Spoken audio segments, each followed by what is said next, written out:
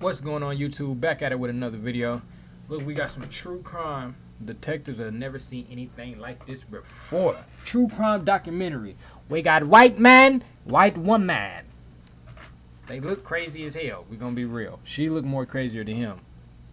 But I don't know. Let's find out. Before we get in this video, you know I need y'all to like, comment, subscribe, turn them post notifications on. Sit back, relax. Let's get into it. Let go. Ryder was compared in the press to the plot of Romeo and Juliet, as the lovers wanted to end their lives together. Weird. However, they preferred to compare themselves to Bonnie and Clyde, even though they were not familiar with the history of the legendary criminal duo. Yeah, you The gonna most die. terrifying aspect was that this criminal pair targeted members of their own families, aiming to rid themselves of all their loved ones. Love at first sight. Cassandra Bjorga and Johnny Ryder first met in late January 2017 in the company of mutual friends. At that time, Cassandra was 17 and still in school, while Johnny had just turned 19 and had already been married and divorced. He was not ready for family life, and the marriage was a forced measure because his underage girlfriend had become pregnant. However, the pregnancy ended prematurely, and their union fell apart within half a year. She was 17. When Johnny he was first 19? saw That Cassandra, really ain't underage. he was That's like captivated two by her teenagers. and fell head over heels in love at first sight. Despite her petite and attractive appearance, Cassandra was a bundle of powerful and unrestrained energy. She was seriously engaged in Tang Soo Do, Korean martial arts, as well as Taekwondo and Wushu. Bjorga had even participated in various competitions multiple times, but eventually quit training, claiming she lost her ability to concentrate due to emotional turmoil. In reality, the main reason was that the schoolgirl preferred partying with friends and had unhealthy habits incompatible with sports. The girl possessed a striking appearance and a slender figure, knew how to attract attention, and skillfully manipulated those around her, She was a hoe. especially the boys who were in love with her. That's all it was. She was a hoe, and she knew how to play her game right. She manipulates you to do what she want. That bitch will set you up and get you killed. It's a lot of y'all cousins is like this too. I got a couple of them myself. But since I do, like, I know how to read a bitch well, because I grew up, like, I'm the only boy in my whole family my age. Everybody in my family on all sides are women. That's my age. That's in the area of my age, they all women. Nigga, bitch better come correct. I know everything. I know what y'all do. Like, you can't, man, this shit is so easy, bruh. Many can't now lie to me. doubt whether she truly loved Johnny or simply used him to achieve her terrible goals. However, the boy was clearly infatuated with her, ready to do anything for her, believing he had found his true love and soulmate. Ryder lived in his parents' house with his mother and two sisters, while his new girlfriend lived with her grandparents, That nigga look like who he adored their only headbutt the granddaughter. shit out you. Almost immediately I don't give a after fuck! meeting, Get a mad and passionate punch his romance mom and ignited shit. between the young couple, and they hurried to introduce their significant others to their relatives to demonstrate the seriousness of their intentions. However, their They loved loved each ones other. did not accept their choices, provoking their anger and putting themselves in mortal danger. It is likely that individually, this pair would never have committed a serious crime. Every kid I know, god damn. Oh, what the hell you see? But shit, that wasn't even, oh fuck, that wasn't even what I was gonna say. Every kid I know with the hair is just spiky like that, just naturally straight out the bed type hair, be crazy than motherfucker, like kill dogs and shit. Yo, put your pet cat under the stove and, you know, turn that motherfucker full blast. And yeah, they do crazy shit like that. This motherfucker wild. Shark Boy type shit. Let She's- alone the she done seen deprivation some of shit. life of their family members. But in this criminal story, too many factors coincided, ultimately leading to a horrific That tragedy. motherfucker over there. Johnny shared his girlfriend's addiction to prohibited substances, was easily influenced and manipulated. That's all I needed to hear. And I was already expecting that. Them niggas was in the house, they together, get some on them shrooms, some weed, and liquor, and they like, it's me and you, babe, we're just in this together. And she probably was the one that initiated, and he's like, hell yeah. Because he the power, but she the mind and the brain and all that. They was getting fucked up, and it was like, fuck it, let's go around and fuck people up, and we're in this together, baby. This is love to the end. This to the end. It just so happened to be they family that was the niggas that fucked up. God damn. Usually motherfuckers go out rob banks and shit, get money together. Y'all just straight up started killing. That's wild. While Cassandra was the generator of monstrous ideas that her boyfriend was willing to execute without question. Told you. What is known about Cassandra Bjorga? Cassandra Bjorga was born on January 19, 2000, in Peachtree Corners, Gwinnett County, Georgia. She was the only child of Amanda Sterling, who had her out of wedlock. Cassandra never knew her biological father and never had any contact with him, while her mother was more focused on her personal life than on raising her daughter. As a result, Cassandra had behavioral and aggression issues from a young age. When Cassandra turned 15, her mother married a man named Stephen. Her stepfather began showing an unhealthy interest in his young stepdaughter and made advances towards her. Cassandra tried to tell her mother. What the hell does that mean? Y'all gotta clear that up. Made advances. Like he touched her coochie or something, or he like, I don't like this little girl. Like I understand you don't like her, but hey, what the fuck does advances mean? What does that mean? 'Cause I don't know. Shit. About this, but she did not believe her, thinking that her daughter was making it all up since she was a pathological liar and constantly got into various troubles. The schoolgirl then called her grandparents, Wendy and Randall, and complained to them about what was happening. The elderly couple became seriously concerned about the situation and decided it would be better if their only granddaughter lived with them. Thus, in October 2015, she really gonna be buck wild. She ain't got no daddy. She a pathological liar. She lying to her stepdad, probably doing all type of manipulative shit to get her stepdad and mom to break up, but mom not going for that shit. And she move and live with her grandparents. Every real nigga know. When I mean by real nigga, I'm not talking about black people. I'm talking about males. If she stay with her granny, you fucking straight up. Like, it's just what it is. If she live with grandparents, or she's going, she's definitely going. And she's going to go to church, too, right after. The 15-year-old girl moved to Lawrenceville, to her grandparents' spacious two-story house. There, she had her own room, and her grandparents provided her with everything she needed, rarely denying her anything. Wendy and Randall believed that their love and care would help their granddaughter become better, but Cassandra skillfully took advantage of their kindness. Man, I'll tell y'all right now, y'all dealing with anybody that's manipulative and that's pathological liar, them two come with being selfish. That motherfucker selfish and schizophrenic. For some reason, just come with that. Them motherfuckers be delusional. It is nothing you can do to make them happy. If they happy, they happy. If they mad, they mad. If they feel like doing this, they gonna do that. If they just, motherfuckers just lie just to start a conversation type shit. You can't show them a lot of love and think that's gonna help. You can't be distant from them and think that's gonna help. It's just them. They gonna do some fucked up shit regardless. Now, to the extent of killing people, it don't usually go that far. But they gonna fuck up on their own. It's in they brain work different. There's something wrong. I'm telling you. A motherfucker that lie for nothing, something wrong with you. Literally. Kindness. She quit sports, skipped school, hung out with the wrong crowd, and regularly ran away from home. Additionally, she started stealing money from her relatives, spending it on alcohol and prohibited substances. On one occasion, when she couldn't get the amount she needed, she attacked her grandmother, threatening to end her life. Between October 2015 and March 2017, the Bjorga family called the police more than 30 times because Cassandra constantly ran away, disappeared without explanation, started fights, stole, and behaved aggressively. Under the influence of substances, she became unmanageable. Cassandra's behavior spiraled out of control after she began dating Johnny Ryder. She brought her boyfriend to her grandparents' house, stating that he would now live with them. But Wendy and Randall were firmly against it. For sure. A similar situation occurred when Johnny tried to bring Cassandra to his family's home to live with him. His mother and sisters opposed it and kicked the couple out. Soon after, the lovers decided that anyone who stood in the way of their relationship had to be eliminated.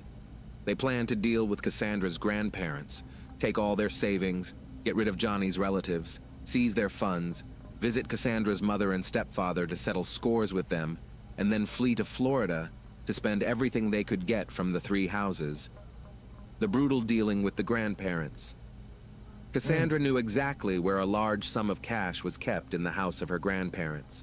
In one of the rooms on the 2nd floor, a small safe was stored in a closet, the password to which was unknown to Cassandra. The reason being, after noticing money disappearing and realizing their beloved granddaughter was stealing, they locked that Wendy shit and up. Randall began hiding it. Wendy was 63 years old, and her husband Randall had recently turned 64. They had been married for over 40 years, raised a daughter, acquired their dream home, and planned to grow old together. On the 2nd floor, they occupied 2 adjacent bedrooms, each with its own bathroom. The elderly couple couldn't manage their granddaughter, great life, but didn't want to return her to her mother or send her to juvenile detention because they believed she could be rehabilitated and didn't want to ruin her life. Oh, hell no. That motherfucker stealing and all this. The only way people, a liar, if a motherfucker a liar, a thief, and got, substance abuse and then kind of schizophrenic too, something wrong with that brain, it ain't no rehabilitation. Nigga, they just gotta fuck up. I'll just be real. Like, it ain't no talking to them, ain't no whooping them, it ain't no arguing with them. They don't get it. Even if they get it, I'm telling you. I'm telling you, trust me. They don't get it, even if they get it. Them are the type of people that gotta learn the hard way. Some people you can just talk to and they get it. Some people you can get a whooping and they get it. Some people can get in a little trouble, they get it. Some people gotta go to jail. Some people gotta go to prison for 6-7 years and then they might get it. Get out crazy, go to jail again, get out and be like, okay, I want to chill out. Start taking their medicine all the time. They don't drink that much. They probably just smoke weed a lot. I'm telling you, that's how it goes. Motherfuckers that's really crazy. Not just crazy when they mad, but like they just fucked up. She one of them. Ain't no rehab at the house. On the night of April 2nd, 2017, when the elderly couple had already gone to bed, Johnny entered the house, led in by Cassandra. They fucked up. Armed with kitchen knives and baseball bats, the couple climbed the stairs to the 2nd floor. Cassandra entered her sleeping grandmother's room and stood by her bed, while Johnny approached Randall and started hitting him with the bat. Damn. The elderly man didn't immediately realize what was happening. He was disoriented, frightened, and unable to defend himself. Johnny jumped on the bed, standing on his victim, and continued to hit him repeatedly. Meanwhile, Wendy woke up from the noise, hearing dull thuds and sounds similar to a muffled scream. In the darkness, she saw a figure by her bed and realized it was her granddaughter. She tried to get up, but was immediately stabbed in the shoulder. Fuck. The woman tried to defend herself, as evidenced by deep cuts on her hands, but the forces were unequal. Cassandra dragged her grandmother by the hair into the next room, where Johnny was cruelly dealing with her grandfather. The young couple tied the elderly pair with tape and continued to beat them, demanding the safe's code, threatening to end their lives. That's fucking crazy. They wanted that money that bad. They was cutting them the fuck up, beating this nigga in his sleep, bro. Imagine laying in your bed, sleeping with y'all retired, you with your wife. You know your granddaughter crazy, but you just like, we got her here, we love her, life's good. And then out of nowhere, you start getting beat in your sleep, getting stabbed in your sleep. Like, boom, boom. You just wake up like, what the fuck? Beating the fuck out you. And then you look over, it's your granddaughter and a boyfriend that you let come over for dinner and shit, and they fucking you up. Nigga, you can't do nothing. If they didn't comply. Johnny And held a knife to Randall's throat, but the elderly couple still hoped their granddaughter wouldn't dare to deprive her closest family members of life. However, a minute later, on Cassandra's command, her boyfriend started stabbing Randall in the stomach. Damn. Wendy cried out, begging them to stop, and gave the safe's code.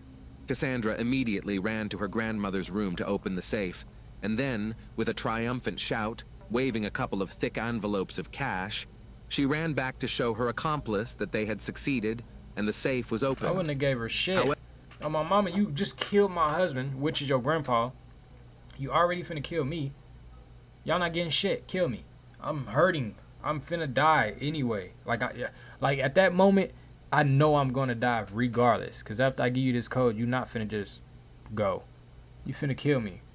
My mom, I'm not telling y'all shit. I'm dying, and y'all going to jail. Straight up. I can't. At this point, I can't even defend myself no more. I'm stabbed the fuck up. Yeah, it's over with. I'm not giving you nothing. However, the torture of the elderly couple didn't end there. These motherfuckers Cassandra did that and her boyfriend continued to beat them, like, trying to for get real. the passwords to their bank cards to take more money. Wendy and Randall likely realized they wouldn't be left alive and started saying their goodbyes and confessing their love for each other. Like, Cassandra what later do they be recounted thinking? this during her interrogation, and it amused her I'm gonna greatly. get this money and go live After a great getting life. all the What? necessary No. information, You gotta run the young forever. monsters first finished off Randall with a knife to the neck in front of his wife. Then, dragging Wendy into the bathroom, they continued to deal with her. She was finished off with baseball bat blows to the head, done by her own granddaughter. At one point, Cassandra complained to Johnny that Wendy wouldn't die and still had a pulse. Then, Johnny slit the woman's throat to ensure there was no chance of survival. That's some crazy shit. Beaten with a bat. You know, sometimes I gotta pause this and I ain't even got nothing to say. I just gotta sit here and think about that shit. Like, oh my god, bruh. Beating your granny ass with a bat is some insane shit. It's insane. So right now, if you got a daughter or a son and that motherfucker's a pathological liar, you just like, why he lies so fucking much and he kind of bad. Watch that little motherfucker and try to do right. Don't yell at them too much. Don't treat them too wrong, because they be getting in their feelings over everything and they real jealous. I'm telling you, motherfuckers that lie a lot be jealous as fuck. So, you know, balance the shit out, because they might grow up and beat your ass with a bat, for real, or your granny, or your mama or something, for real. And she didn't even die, so she just taking them hits. Then his boyfriend come here like, damn, she's still breathing. Slice throat. Oh my god, bruh. And they got the money. Party on the bones. After the brutal dealing with the elderly couple, their granddaughter and her friend continued living in the house with the two bodies decomposing in the rooms on the second floor. The young couple spent the stolen money, buying everything they wanted, including alcohol and various prohibited substances they could get their hands on. Are they crazy? During interrogations, they confessed they wanted to try everything and now they could afford it. A few days later, Wendy's sister called the police, requesting a welfare check on her relatives who hadn't been in contact since April 1st, not answering calls and only sending text messages, which was unusual due to Wendy's poor eyesight. The messages stated that everything was fine and asked not to worry, but this only increased the concern. Law enforcement sent a patrol officer to the given address to check if everything was all right, but no one answered the door. At first glance, nothing seemed suspicious. No signs of a break-in, the mail had been collected, and neighbors saw the couple's car leaving for downtown in the morning. The officer concluded that the elderly couple had gone out on errands, and without a warrant to search the house, he left, reporting that he had done his job and noticed nothing strange. Meanwhile, the young perpetrators used the victim's car to go shopping. They bought food and alcohol daily, ordered restaurant delivery, and couldn't even finish all the food they bought, leaving the uneaten and spoiled items to rot in boxes scattered on the floor, tables, windowsills, and every surface in the house. Liquor. When the cash started running out, they withdrew money from Wendy's bank card, but they couldn't find Randall's wallet with his cards. About a week after the crime against her grandparents, Cassandra and Johnny decided to throw a party at the house, inviting their friends. However, they faced a serious problem as the bodies on the second floor had significantly decomposed and were emitting a foul odor that was impossible to ignore. Johnny went to the garage and found 2 cans of construction sealant, deciding to seal the doors of the rooms where the remains were. But first, they needed to mask the smell. They bought several liters of chlorine bleach from a hardware store and poured it over the bodies. Then Johnny carefully sealed every crack around the door leading to the bathroom and did the same with the bedroom door. The couple called their friends, telling them that Cassandra's grandparents had left town for a few days, leaving her with a lot of money, and she planned to throw a big party with alcohol and something more fun. However, the story seemed very suspicious to their friends. Wow. Most of them knew how many times Wendy and Randall had called the police because they Nigga, couldn't they friends handle their gonna come over granddaughter, there and die. so no one dared to attend this strange party. In the end, only a small, bad company of troubled teenagers gathered at the house, including those who could get prohibited substances and agreed to do so for a reward. There's over there again. Even in a state of intoxication, the dead guests grandparents complained about the upstairs. terrible smell, which Cassandra blamed on a clogged sewer. The next day, the perpetrators decided it was time to leave the house, as staying there had become unbearable. However, they were running out of cash and had nearly exhausted the funds from the card, so they needed more money for their escape. Dumbass. The plan to get it had been brewing for a while and now needed to be executed, but for this, You niggas killed your grandparents and ran out of motherfucking money? Y'all used all the money? For a box of pizza, bitch? That shit's crazy. I hope the worst shit happened to them. I can't wait to hear the ending. more of their relatives had to lose their lives. An accidental victim saved the family. On Friday, April 7th, 2017, the couple broke into the Ryder family home, as Johnny had keys. They arrived in the morning when Johnny's mother and sisters were at work and university. They managed to ransack the house and find some money and valuables to last them for a while. The perpetrators armed themselves with baseball bats and also bought bear spray, an aerosol similar to pepper spray, but much larger and more powerful. This special aerosol, used to repel aggressive bears, contains strong tear and irritant substances, causing chemical burns to the skin and mucous membranes, provoking severe coughing and intense pain. For a human, this weapon can be deadly. They knew approximately when each family member would return home. The plan was to attack and deprive them of life one by one, and then escape with the loot. By Monday, no one would be looking for the mother and sisters, assuming they had gone away for the weekend, giving the perpetrators they didn't even think like a logical criminal. Like, they didn't think like, we gonna go out and rob niggas. They like, fuck it, we gonna kill our family, take their money, that's how we just gonna have to survive forever. We gonna kill all our family. Nigga, you could have sat at the 7-Eleven and wait and hit every motherfucking car they hit that motherfucker throughout the whole night. I promise you, you would have went home with like at least $5K.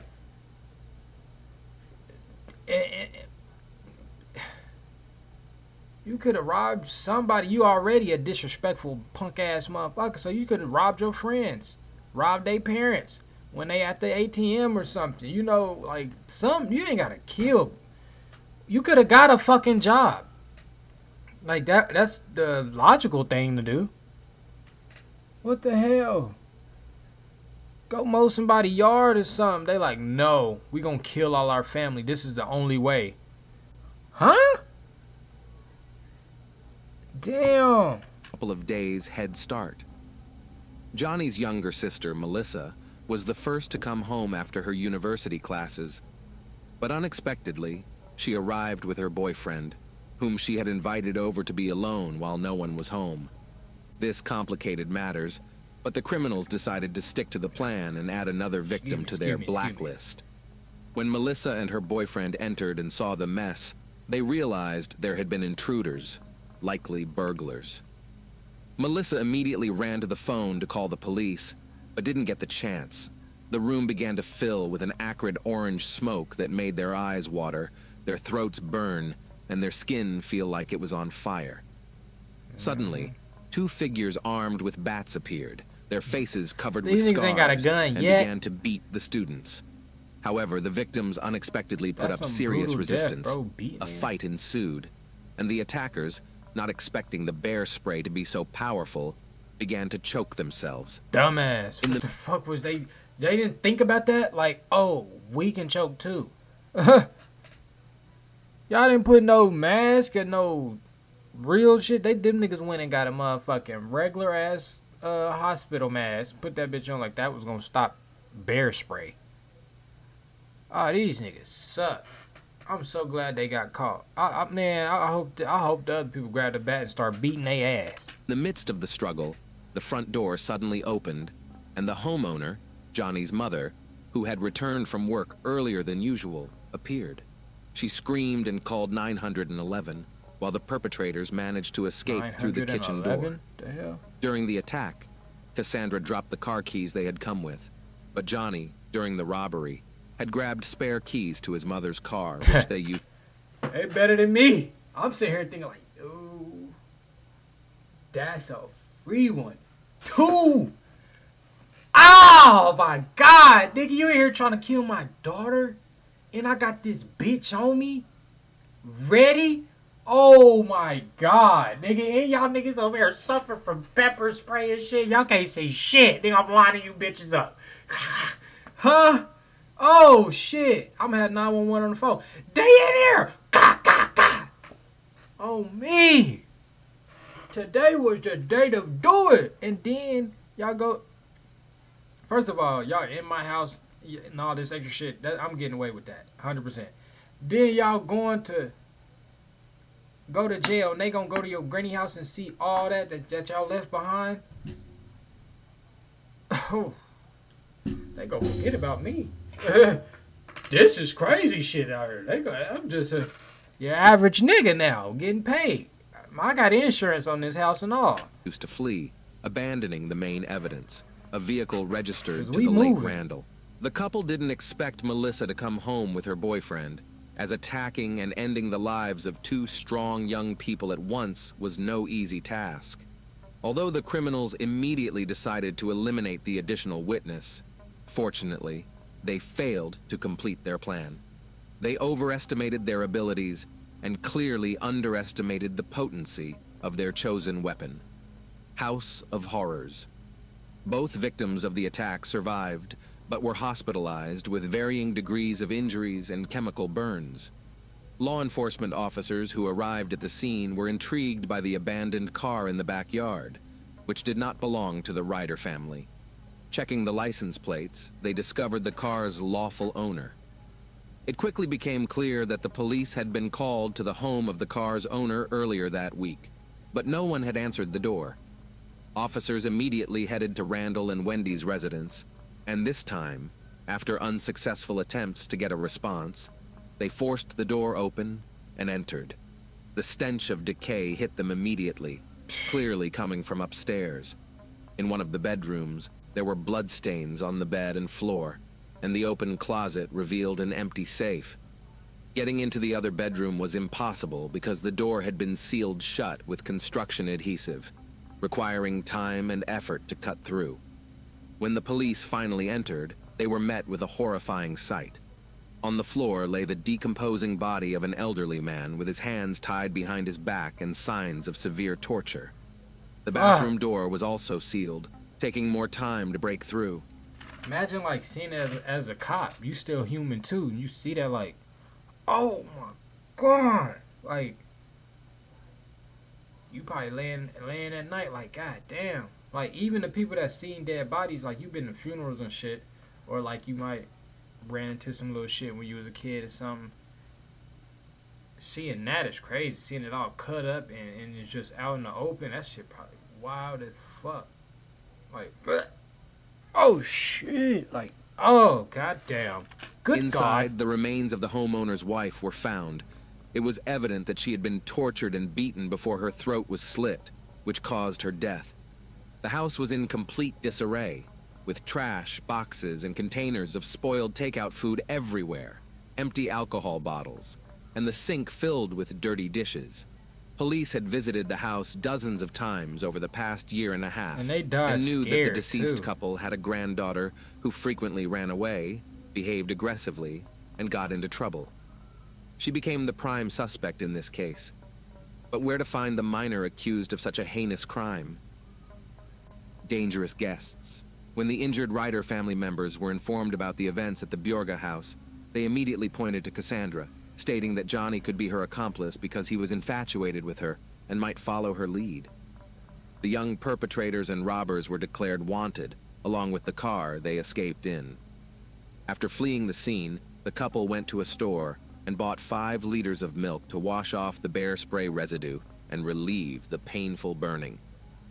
After some thought, Johnny remembered his best friend from high school, Jason, with whom he had been inseparable during their senior years, but had almost lost contact after graduation.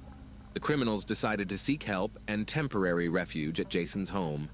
Jason was very surprised when his former classmate appeared at his apartment with a girl. Hey, what the pair hell? looked frightening, but Johnny claimed they were in trouble and had nowhere else to turn. According to Johnny, he had a severe argument with his mother over his girlfriend, whom she disapproved of.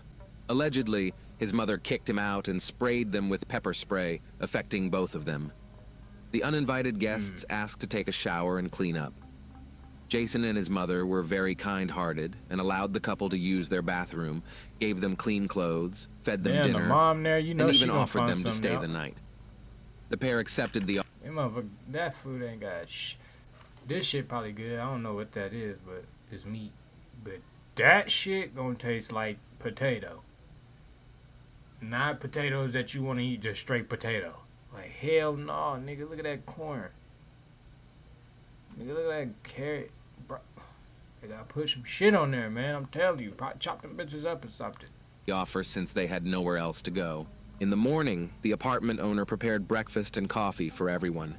She chatted amicably with the guests, asking if there was any other way she could help them. Suddenly, the sound of police sirens grew louder outside. Police cars arrived right under the windows, and a minute later, officers addressed Johnny and Cassandra by name through a megaphone, urging them to surrender. Jason and his mother were shocked by this turn of events. Johnny, grabbing a large kitchen knife, thanked their hosts for their hospitality and ordered them to leave the apartment immediately. Terrified, the hosts rushed to the exit while the criminals barricaded themselves inside. They had no intention of surrendering, deciding it was better to end their lives together. Failed Romeo and Juliet. The criminals knew they couldn't hide in someone else's apartment for long, and that a SWAT team would burst in any minute. Yeah. Together, they went to the bathroom, taking a knife with them, and inflicted several deep cuts on their wrists, hoping to bleed out quickly. Johnny took out his phone and, already losing consciousness, recorded a voice message for his mother, asking for forgiveness. He expressed regret for his actions, didn't die, said he dumbass. loved his family very much, and that he shouldn't have hurt them. He added that he was dying in the arms of his beloved girlfriend, and that this was his final message. However, Cassandra didn't send any similar messages to anyone. When the police broke into the apartment and forced open the bathroom door, they found the young couple on the tiled floor, lying in each other's arms, surrounded by a large pool of blood. They were both unconscious but still showed signs of life. They were given immediate medical attention and then Burn. transported to the hospital. Shocking confessions of the young criminals. As soon as the young couple regained consciousness, they immediately asked about each other. Johnny was the first to give a confession, claiming he regretted his actions. Meanwhile, his girlfriend tried to portray herself as a victim, blaming everything on her boyfriend. She claimed she had been suffering from depression for years, was very angry with herself, and didn't want to live anymore. However, while recounting the events, she accidentally admitted that she had long wished for her grandparents' deaths. During interrogations, Cassandra behaved childishly, complained about the unappetizing hospital food, made faces, and even flirted with the detectives. Right, nigga, She you only better started glad you even in talking the after being hospital, brought bitch. You finna fast go to food from prison. a restaurant, as she had requested. What the teenager revealed shocked even the most seasoned officers.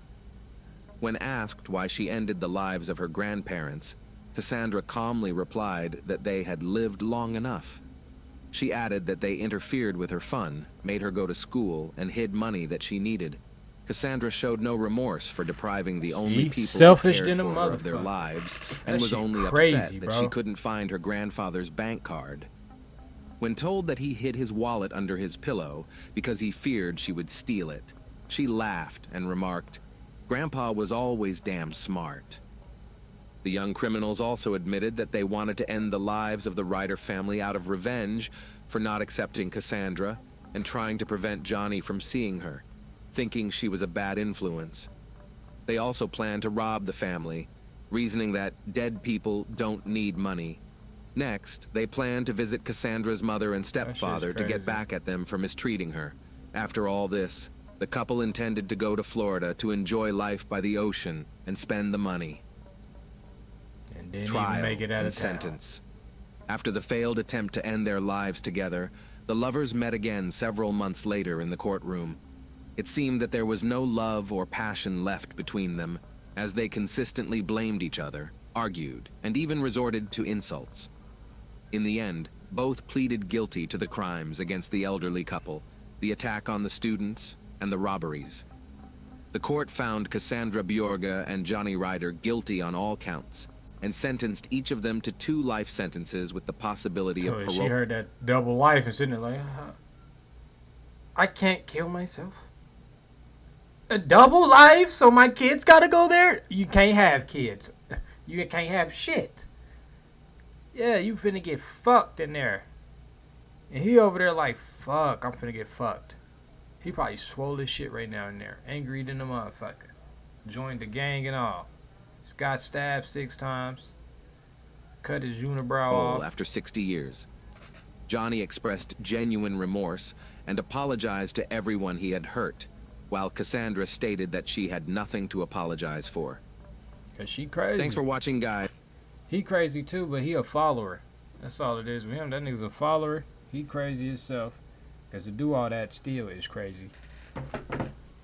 And she manipulated the fuck out of him. Had him believing all types of shit. Sold him a dream. And his dumb ass ran with it. Cause he autistic. This nigga weird. Why would you do that? Can't believe these man, that's crazy, bro. That's crazy. But that's the end of this video, man. Need y'all to like, comment, subscribe. Keep them post notifications on. Y'all have a good day and a good night. I'm gone. Peace.